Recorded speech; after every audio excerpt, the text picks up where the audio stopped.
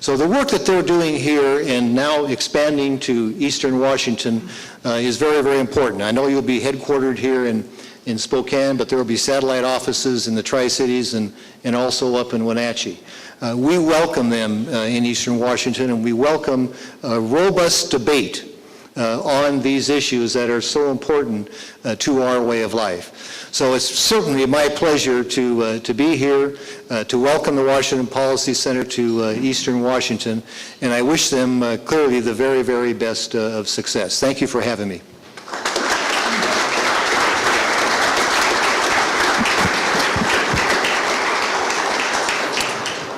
It is now my great honor to introduce the United States Representative for the 5th Congressional District of Washington, Cathy McMorris Rogers. She is here. Welcome.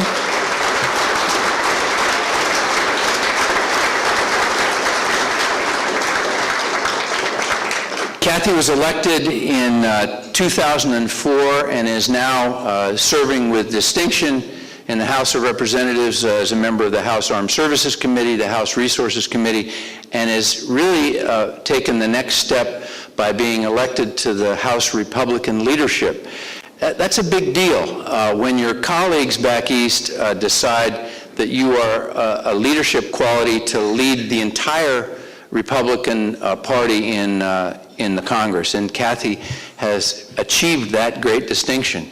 She works hard, she knows the issues, she's intelligent, she's dedicated to the 5th Congressional District. She shares the values of Eastern Washington that we share. But even more than that, she's a devoted mother, a loving wife, and really a fine person. So I'm delighted to introduce to you a phrase that I've learned over the years. She's a flamingo in the barnyard of politics. Cathy McMorris Rogers.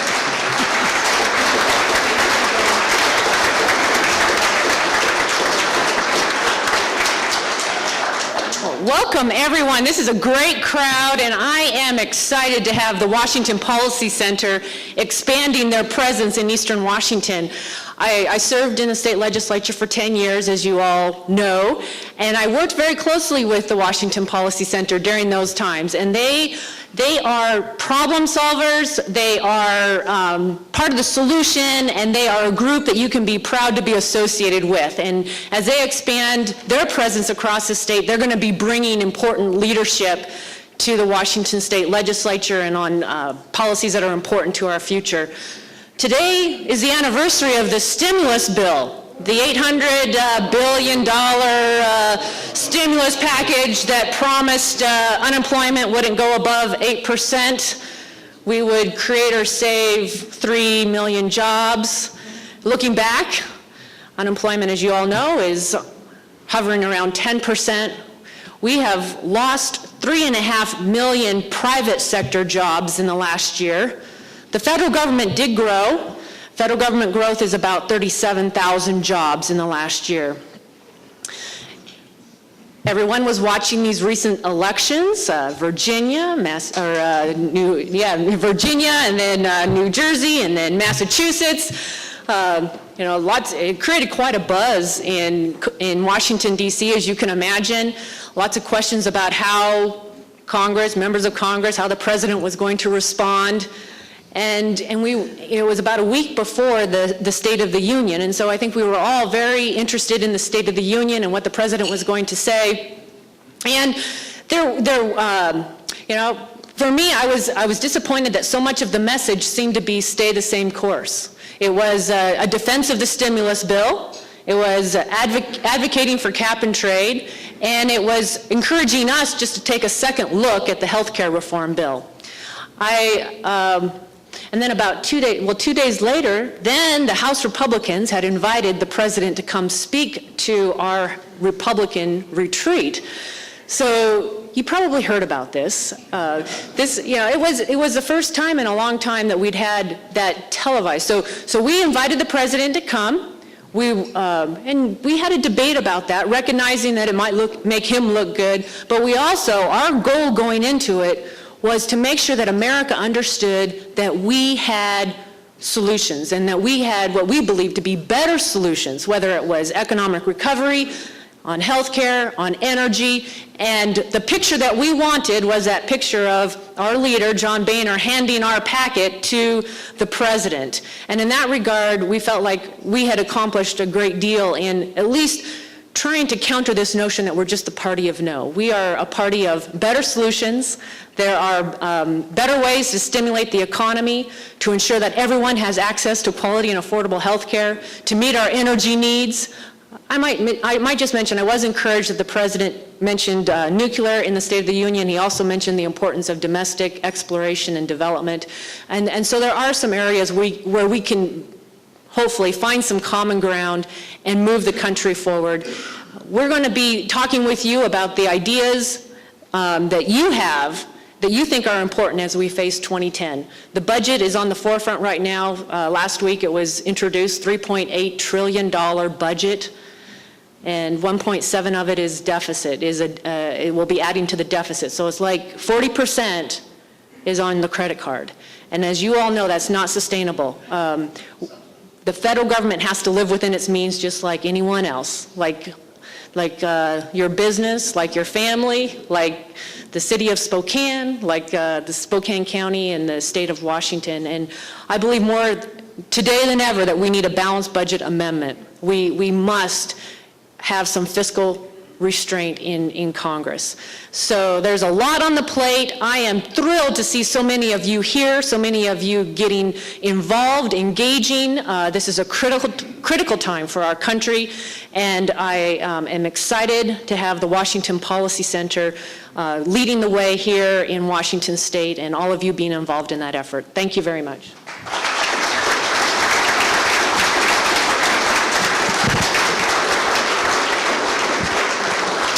Thanks very much to Kathy and Doc for your service to our country and to our region. We're delighted that you're here and appreciate your service.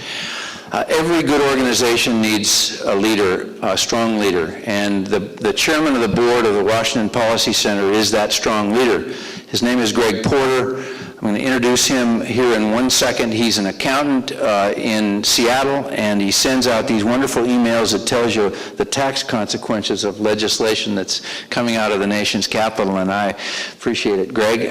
He's also a cougar, which makes him an extra special person. There we go.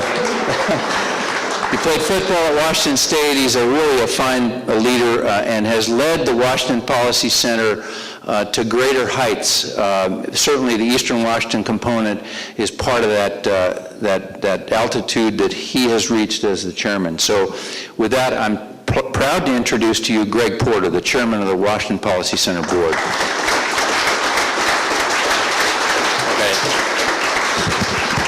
So he pretty much gave it away. I am Greg Porter. Everybody thinks I'm Mitt Romney, and I'm not going to accept any money for him tonight. This is not a fundraiser for Mitt Romney. We are a nonpartisan, nonprofit organization. So my job is to just tell you a little bit about the organization and what the future holds for us, and I'm going to talk very quickly because who you really want to hear is you want to hear the research directors from the various departments that we have within the Policy Center. So like you've heard so far, we're nonpartisan. We are a nonprofit. We're a research and education organization, a think tank, if you will. Our job is to educate. Our job is to research public policy issues and write research and educate the legislators, the media, and the citizens of Washington State. And we've done a very, very fine job of that. We're not a trade association. We're not lobbyists. We can't lobby. So we don't really have any bend or bias to our research. It's independent. We do believe, though, that free markets can solve a lot of our ills as well as limited government. So that's really where we're coming from. If you think about our organization, we started about 22 years ago. And if you think about any organization, there's the entrepreneurial growth, kind of maturity and decline phase. When we first started out 22 years ago, there was a staff of about 5 people. And we did great work even back then, researching all these public policy issues. We wrote a great public policy guide that's used in the legislature by both Democrats and Republicans. We testify when called to do so down in Olympia, and we're doing a great job. But then kind of the next phase of our organization was the board, which is a great board with George Nethercutt, Pete Stanton, Sarah Rinlob, who's the former chairman. These guys really wanted to take it to the next level. So Out of our nascent stage came our real growth stage, which is really where we embarked on a $4.6 million capital campaign. Now, not a capital campaign to build a building or do anything physical like that. What we said was we really want to be the kind of the go-to shop for public policy research. So we want to become more defined in our areas. So we want to have an actual director for each one of the areas that we study. We want to have an independent advisory board that's comprised of people from academia, from business, maybe some former legislators, and really kind of hone in and be the one-stop shop for public policy that the governor can go to, that the Democrats can go to, Republicans can go to, citizens can go to, anybody, and the media as well. So we did that, and we were able to raise the $4.2 million. We completed that the year before last, and in that process, we were able to open all of our research centers. Those are the Center for Government Reform, Healthcare, Transportation, Education, the Environment, Small Business. We also run a website called WashingtonVotes.org, which really tracks bills as they progress through Olympia and voting records, and it's really a great source to kind of find out what's going on during the session. So that's up and running. So we're using that money. We're building these centers, and they are doing great work. They've taken off. We've had a major impact in Olympia in terms of the public policy that gets enacted and trying to keep bad stuff from being enacted. I mean, like for instance, I think it was either today or yesterday, they were talking about introducing a bill that would double the inheritance tax, the estate tax in the state of Washington. I mean, that's just, I can't even fathom that. But okay, so now where do we go from here? We've got all these ducks in a row, so okay, we're kind of up at the, kind of the growth phase, and after that, it's usually kind of maturity and decline. What we've decided to do, because we have such a great board, is we're going to kind of start this curve again and try to grow up the growth phase again.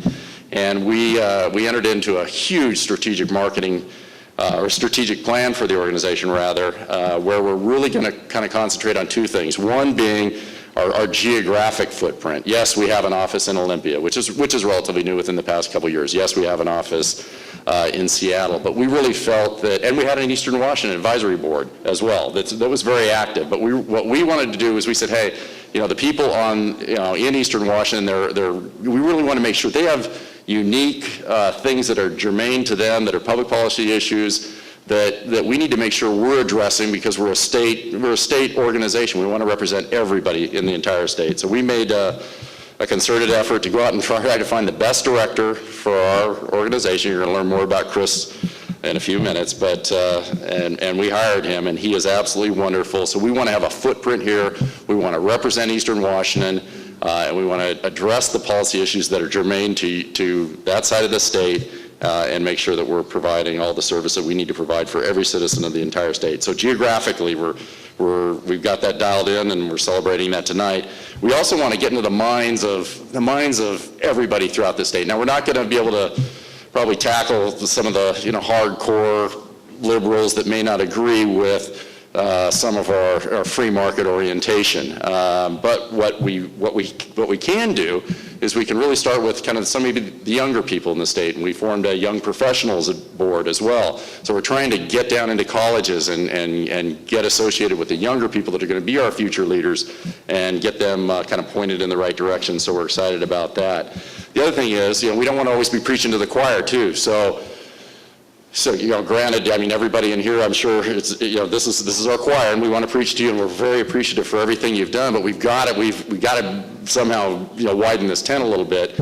And the way to do that is to find some type of alliance or some type of way in which we can find some common ground with civic-minded citizens, whether they be Democrat or Republican, civic-minded citizens that are interested in, when presented with the proper facts, they're going to vote the right way. They're going to make the right decisions for themselves and their families.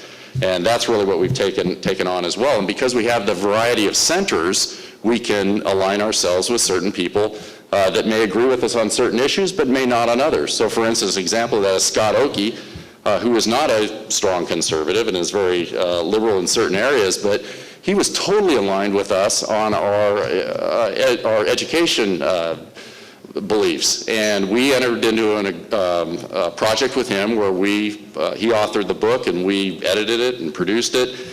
published it, and Outrageous Learning is the name of it, and it's been a great groundswell for kind of reforming public education, not only in Washington State, but really throughout the country. And so that's kind of been a great thing for us, and that's attracted more people to our organization and helped us broaden the tent. And again, maybe not everybody in this room agrees with every point that or policy issue that we recommend in small business or healthcare or the environment, but the important thing is that we have I would say a educated debate. That's what we want. We don't want hyperbole. We don't want the flavor of the month. We don't want, just, whatever's popular or sexy. What we want is empirical research presented to people, and let's make the right decision. So that's what we're all about. We're excited about our next phase of our organization and moving on to what I would call growth phase 2. And one of the primary people that helps us do that is our president, Dan Meade-Smith. He's done a great job for our organization, so I'd like to introduce Dan Meade-Smith.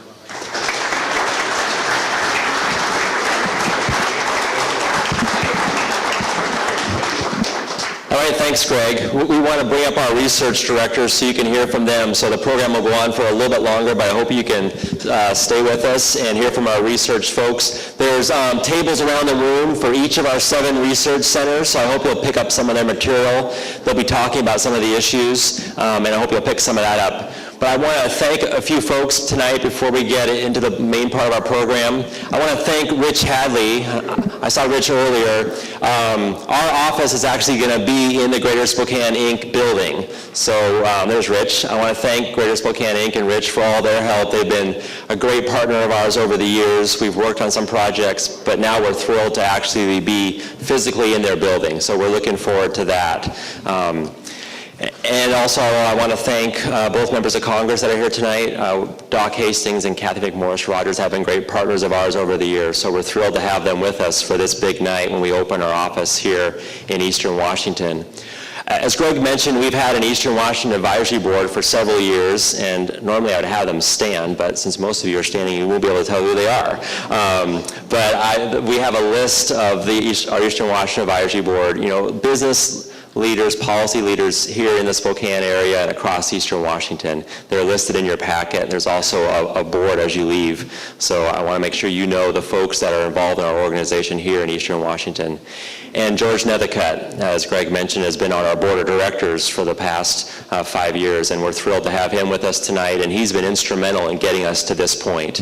And this point is where we have a full-time director covering Eastern Washington. So I want to bring up Chris Cargill. We had an exhaustive search. Our board knew the kind of person we were looking for to cover the entire state. Even though we're physically located in Spokane, it's really a mobile office. He'll be covering the entire ground from Spokane to the Cascades. So we're thrilled that we found somebody like Chris, and I want Chris to come up and tell you a little bit about what he's done so far and what our plans are, and I hope that you'll join us. I hope you'll be part of the organization.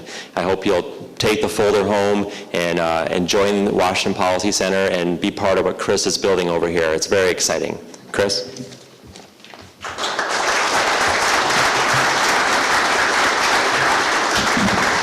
Well, thanks to everyone. I'm so glad to be in a room with Eastern Washingtonians for once and not Western Washingtonians. I was born and raised here in Spokane, and I graduated from Gonzaga University with my degree in broadcast communication and a minor in political science. Before I get into too much of my background, I just need to thank Dan and Greg and George, who have been instrumental in bringing the Eastern Washington office here to Eastern Washington. We'll have an office here in Spokane as well as in the Tri-Cities, and it's a great opportunity, and I look forward to working with both of them. They've been outstanding so far.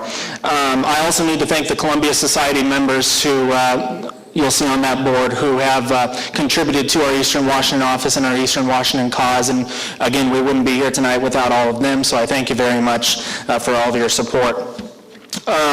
As I was saying, my background is entrenched here in Eastern Washington. I was born and raised here, graduated from Gonzaga, as I said, and consider myself an Eastern Washingtonian through and through. And I was born here, I graduated from school here, and I'm probably going to die here. So, although the plot hasn't been picked out yet. I worked in TV news for 10 years before joining the Policy Center, and I became a little frustrated with TV news and just the direction I thought it was going, and wanted to make more of a difference. And when I saw the position came open, I thought it was a great opportunity, and I applied and was lucky enough to be chosen to be the new director. And I appreciate Dan and Greg's confidence very much. As all of you know, we have big issues here in Eastern Washington that are much different from Western Washington. In Spokane, we're talking about the North-South Freeway funding. We're also talking about health care. In Tri-Cities, it's different issues. In Wenatchee, it's different issues. In Yakima, it's different issues. So wherever you go, we have 20 counties on this side of the state, and that's a lot of ground to cover, and that's a lot of issues to cover, and so I hope all of you will help me determine which issues are most important and which ones we should be paying close attention to.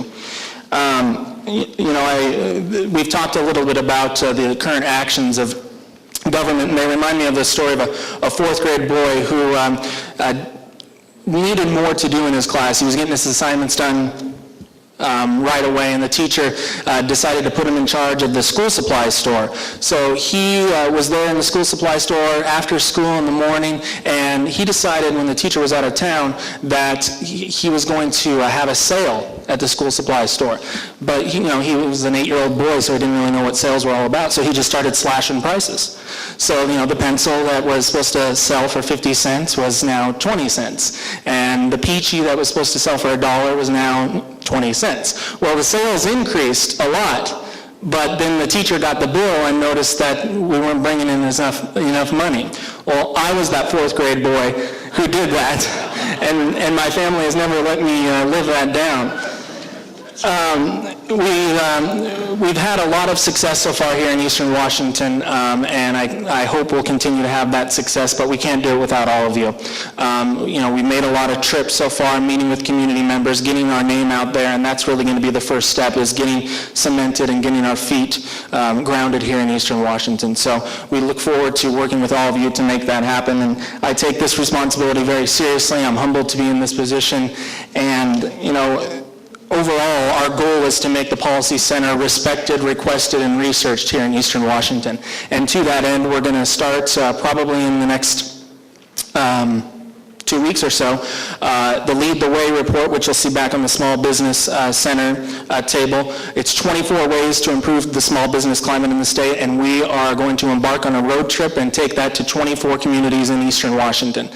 So that will be a big undertaking over the next couple of months, and pay attention to when that tour will be coming to your community, and we look forward to seeing you there. I just wanted to simply end with something that Winston Churchill once said, when he said, there comes a time in every person's life where they are figuratively tapped on the shoulder and asked to perform a duty that is unique to them and suited to their talents, and what a shame if that moment finds them unprepared or unwilling to do the task, which would be their greatest hour.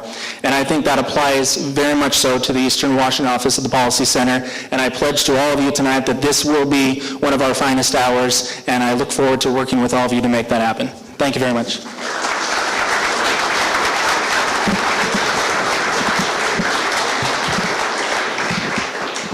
All right, Chris, thank you. And we do look forward to partnering with all of you. And I appreciate everyone for being here tonight, and all of our Columbia Society supporters. That's our new sponsorship level for folks in Eastern Washington. So there's several of you here tonight, and I want to thank you for helping us open this Eastern Washington office. In addition to this tour that Chris mentioned, one of our first projects to spread ways to improve the business climate for small businesses, we're also going to have a regular column in the Spokesman Review starting next month. So we'll have a regular voice here in Spokane that you'll be able to read on a regular basis. So that's just the beginning of some of the things that we're working on all across Eastern Washington. I want to bring our research center directors up just real quick. This is really the core of our organization, is the research we produce, the recommendations that we present to citizens, to media, to policymakers. And so they're going to come up and talk to you just a little bit, 5 minutes each, about the work they're working on and what they can do to assist you here in Spokane. We did a lot of research on the Prop 4 Envision Spokane ballot initiative last fall. That's an example of some of the research that we'll be doing over here in Eastern Washington. So if the research staff could come up, Paul Guppy is our Vice President for Research and leads our research staff. He'll be talking to you about health care reform. Paul?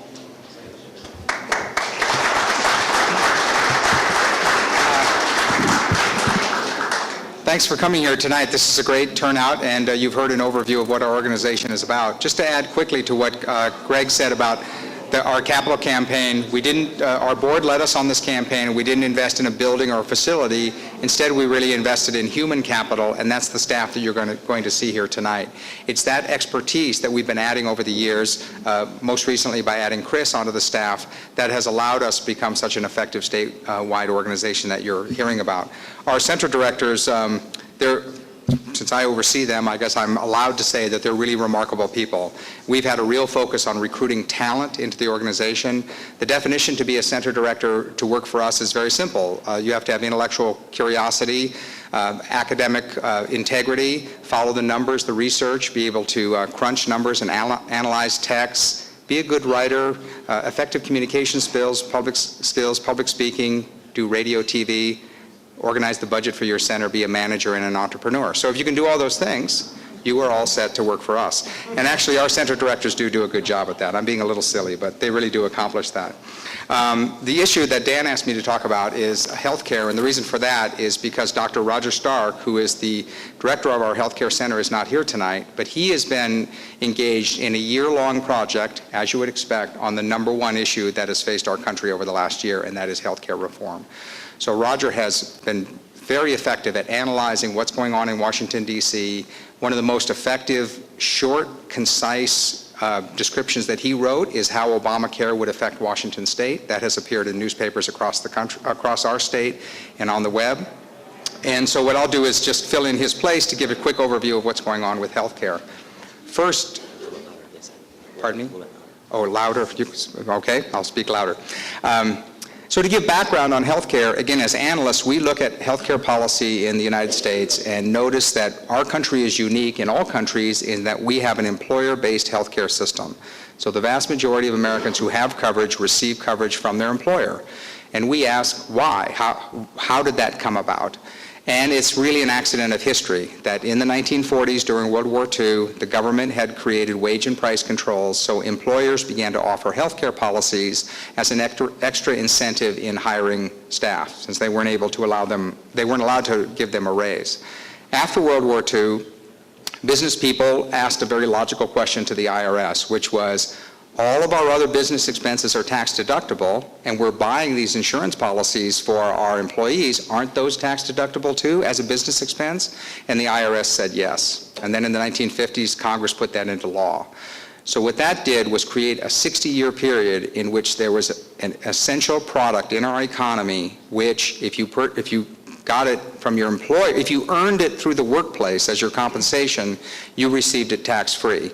If you just went out in the marketplace and purchased it yourself, you paid full taxes on it. So not surprisingly, everybody who possibly can gets health care from their employer because it's tax-free. The second problem that it created was what economists call the third payer problem, which is if someone else is paying for something like your health care services, you, the consumer, the patient, you really don't have any idea what the services you're receiving costs. Anywhere from a procedure at the hospital to a visit to the emergency room to just a normal doctor's appointment. Most Americans don't have any way of knowing what that costs. There's no price transparency or normal shopping or information that's in the market. So what the Washington Policy Center has done, along with other think tanks across the country, the Heritage Foundation, for example, is really encourage policymakers to try to reconnect consumers with their health care. The main vehicle that has accomplished that is health savings accounts, which are remarkably successful. So more than 8 million people across the country have HSAs right now. More than 100,000 people in Washington have health savings accounts. They are personal and portable to the individual. They reconnect the consumer with their health care dollar. And the best thing about it is they're fully tax-free, so you get the same deal that you get with your employer, but they're not connected to employment. So there is a population of people out there, kind of a consumer movement, which now treat their health care policy just like any other consumer good that they have, which they manage. And they own it personally. Nobody, not the government or their employer, can take it away from them. Well, you can imagine how the proponents of single-payer health care and Obamacare feel about that. So in this recent year, as the President has promoted his plan to increase greater involvement in health care, as I said, we've done an analysis on that. And to bring you up to date on that, and with this I'll close, is where does health care stand today? Well, as you all know, the House and the Senate have passed their versions. The elections in Massachusetts changed the dynamic in the Senate, and most of the focus is on that one Senate race. But again, as analysts, we're looking for what is the movement underneath. And the reason is that the race in Massachusetts was just a catalyst. That's as if you have a fever and you take your temperature with a thermometer, you get mad at the thermometer because it's telling you that you're sick. What I think the president doesn't see is there's an underlying discontent with what he's proposing. And this Senate race, just because it happened to happen in January, is indicating that discontent. So 2 weeks ago, the Gallup organization asked Americans what they think are the most important issues. It was surprising to me that dead last at number 24 was dealing with global warming, the least important issue people thought, at least right now. Number 12 was healthcare reform, and number 1 was jobs and the economy. So I think that the reason that the president hasn't seen the same kind of support for his healthcare plan is that the country doesn't feel that that is even among the top 10 issues that the government should be dealing with. Reviving the economy and creating jobs is certainly number 1. Last note on the process. So as Congresswoman McMorris-Rodgers noted, the president isn't giving up on this. He gave a major national speech and is still urging Congress to pass his health care plan. The current method, as we understand it, is that the House would pass the Senate bill, and then the Senate would use this process called reconciliation to make changes in a law that had already been enacted. So people are already suspicious about whether this is going to work. And the changes would result, again, as the president says, in a compromise between the elements of the Senate bill and the House bill that everyone agrees on, as he calls it, that everybody can agree on. When I look at a side-by-side analysis of the bill, it's hard to see where are the elements that everybody can agree on. So even the contents of this policy are having a hard time, and I think that's the reason why we're not seeing health care emerge from Congress, probably not even this year, and so other ideas are going to have to be considered for fixing our health care problem. Thanks.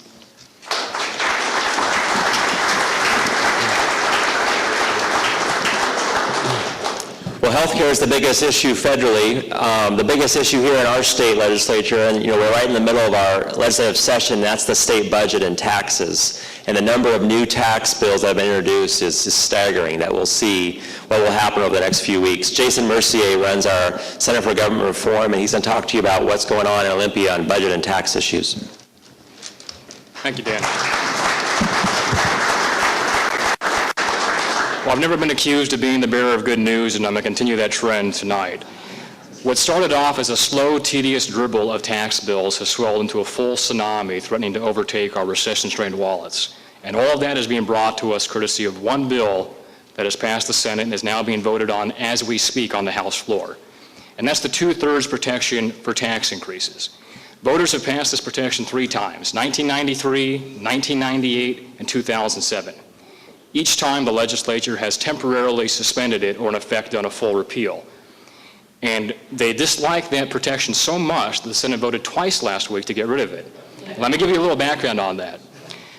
The bill was moving through the legislature that not only would get rid of the 2/3 requirement for tax increases, but also the fiscal impact statement to tell you how much those would cost, the notifications of when these bills were being heard, the non-binding advisory votes if the legislature denied you your right of referendum, and details in the voters' pamphlet of every legislator that voted for those tax increases. It was a pretty poisonous bill. Surprisingly, when it made it to the Senate floor, a Democratic senator actually proposed a striker that got rid of all those other provisions and just focused on the 2/3 vote requirement. Still a bad bill, but we thought, this is a little bit better than what was initially proposed. So I put out an email to my reporter friends and said, it looks like we're going to have some advisory votes this fall to see what the voters think about these tax increases and some details on the lawmakers that voted for it. And they went back and forth with me as the Senate was voting, saying, no, the staff tells us this is a full repeal. That's silly talk. They're not going to allow that to happen. Sure enough, later that night, as the press reports came out saying we're going to have non-binding advisory votes with the name of every legislator that voted for a tax increase, the majority leadership realized that they'd made a mistake. The very next day, that bill was back on the floor with a full repeal of I-960. And that vote took place at 11:15 at night. Unfortunately, I was one of 3 people still awake watching that vote, but that's the type of dedication the Policy Center brings you. That bill is now in the House, and again, as I mentioned, I received a call from one of the representatives saying we're voting on it right now. Any last pointers? We provided them some information on that. It's very likely that vote will happen at midnight tonight or first thing tomorrow. And once that happens, it's going to have to go back to the Senate because of the changes the House made, signed by the governor. Then after that, we'll get to experience all the tax bills. So let me give you a little sampling of what we've seen. First are the usual suspects, the sin taxes on gum, candy, tobacco, bottled water, all those little things that aren't good for us that lawmakers know better about. The other is a pretty big B&O tax. It's going to deal with some of the tax preferences and some of the treatment of businesses, and the fiscal note on that is a $400 million tax increase. Greg mentioned the 100% increase in the death tax. As if death was not bad enough in Washington, they're going to make it twice as difficult for those with means. And the big enchilada is the $1 billion a year sales tax increase. These bills are all moving right now in the legislature. In anticipation of this, prior to session starting, we did some economic modeling to see what would be the impact of these tax increases. Now, what you need to keep in mind, the state is currently facing a $2.8 billion deficit. Even if they were to address that with cuts in tax increases, the reward for that is a $3 billion deficit next year, which means when you look at the full scope of the state's budget problems in that $4 to $5 billion range, if you're not going to address it through spending reforms, you're looking at multi-billion-dollar tax increases. So what does that mean to the state's economy? A $1 billion tax increase puts 15,000 Washingtonians out of work. A $2.5 billion tax increase puts 38,000 Washingtonians out of work. We hear jobs is what's going to grow our economy, and that's exactly correct. The last thing we need to do is make it harder to not only hire an employee, maintain an employee, or make purchases, because consumer confidence, as noted by the state's recent forecast, is what's going to lead our recovery, and the tax increases are the last thing we need. So where do we go from here? We'll likely have another initiative on the ballot this year for the fourth time for voters to say we want 2/3 for tax increases. But once again, in 2 years, the legislature will likely repeal that. So the ultimate solution is to end this once and for all in a battle royale vote, and that is to put on the ballot a constitutional amendment that would require a 2/3 vote to raise taxes. If the voters say no, the will of the voters is clear, Olympia is free to do the simple majority. If the voters say yes, all of these games and shenanigans go away. It's very unlikely we'll see that, though, because we all know what the outcome of that vote will be. But we'll continue to be pressing on to make sure that lawmakers know the impact of these tax increases, and happy to work with you on any issues that you have.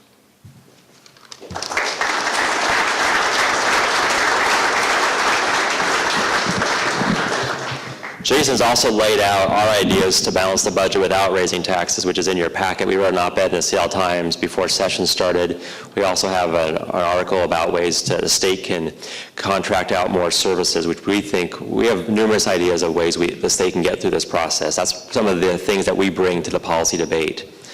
Our final speaker tonight is Todd Myers, who runs our Environmental Center. I want to make sure we end on time. So we do have two other center directors here, which will be standing at their table if you have questions. They've done some great work on education reform.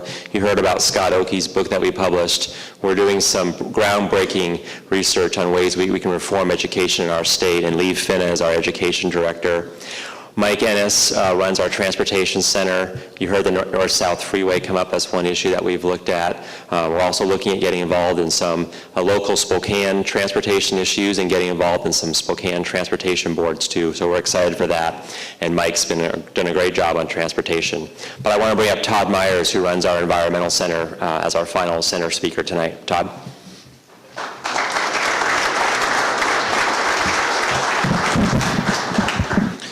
So thanks. I appreciate being here. I got to tell you, working in environmental politics, it's difficult to keep up with.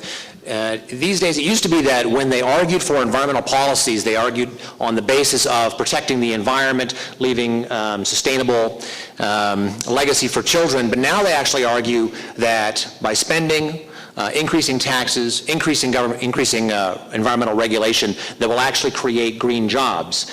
Because they realize that jobs is an important message, and that they have to tell people that doing all of these things will actually help the economy.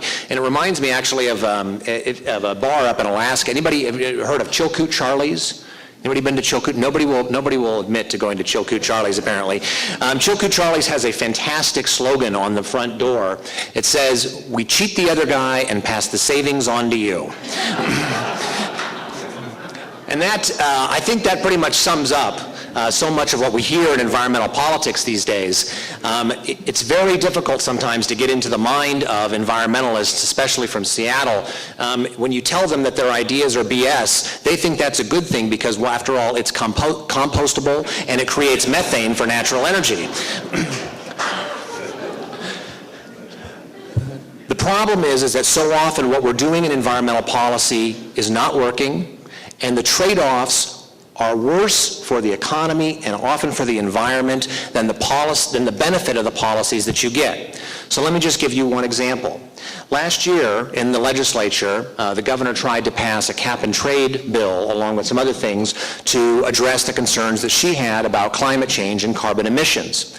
The legislature considered that piece of legislation, but ultimately it turned it down. And the governor, after a while, decided that, I'm trying to read the piece here, the governor decided that she was unhappy that the legislature had done this, so she signed an executive order. The problem was that the executive order to do all of those very same things that the piece of legislation did was not funded. So she took $1.6 million away from other projects to pay for climate change. The things that she took money away from are making sure that communities abide by the Clean Air Act so that we don't get sanctions from the federal government, bringing clean air up to standards, reducing particulate matter, okay? Things that have immediate health impact in Washington State.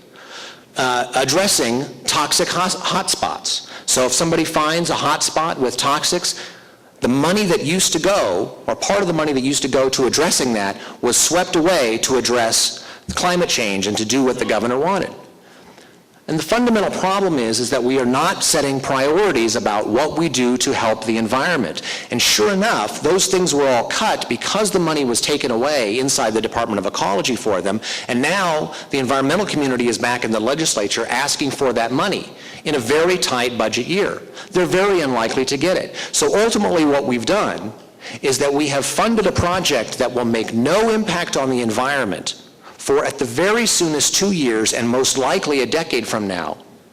And to fund that, we've taken away money that will help the environment in the very near future. That's the policies that we are following in Washington State, and unfortunately what we see is that the environmental policies in Washington State that are being advocated in Olympia and passed have more to do with making sure that politicians have something to put on their brochures than something that actually helps the environment. Because so often the things that help the environment are simply not very sexy. And so what we've put together is a set of recommendations on the environment, 5 recommendations that you can get back on the environmental table back there. And one of them says that we need to go and we need to look at what the environmental policies that we're following in Washington State and what are the costs and benefits. Anybody who runs a business, anybody in your daily life has to figure out, what do I have money for? What is the most important thing? Food and shelter first, right? Nintendo, Wii, going out to the movies later. We don't do that in Washington State. We simply follow the latest fad. And if climate change is the fad this year, we pull the money away from other projects and pay for that. And when the bill comes due next year and we find that we have no money for clean air and toxic hotspots, then we have to deal with that. What we've advocated is taking all of those priorities and doing a cost-benefit analysis on each and every one of them. Because there are certainly projects that are worth doing in Washington State that help the environment, that create healthy forests, good habitat, clean water, clean air. But if we're spending the money on the wrong things, we're not helping ourselves. And so by going through each and every one of them and doing what all of us do, which is to say, where is it best to put our money, we can make sure that, especially in tough budget times, we're spending money on the things that we know will help the environment most. We have 4 other ideas that we've put before the legislature as well. We've actually gotten hearings on some of them. Next year, we hope that they'll actually get passed, because ultimately, accountability is not just for budget and taxation. Accountability is for the environment. And if we're not accountable, and if we don't make sure that we're doing good for the future, then all the talk about environmental sustainability is just hot air. And of course, all environmentalists want to get rid of hot air. Thank you very much. I'll stick around later for questions.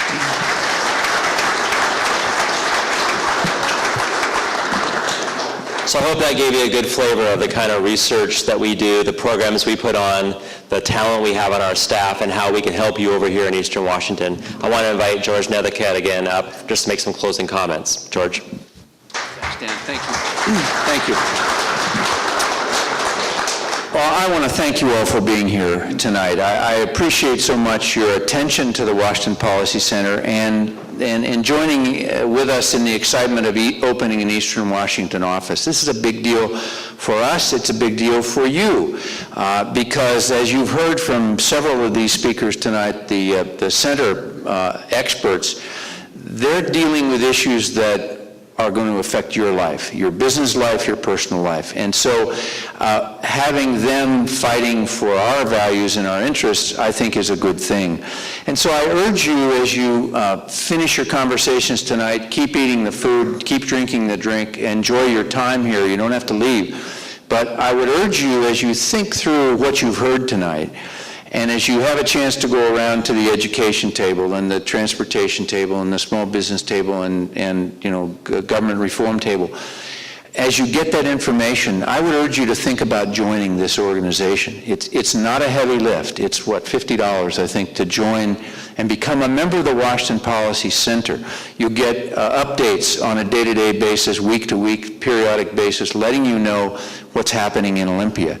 And I'm going to offer, we're going to offer one final kicker that I know will make up your mind to have everybody join tonight.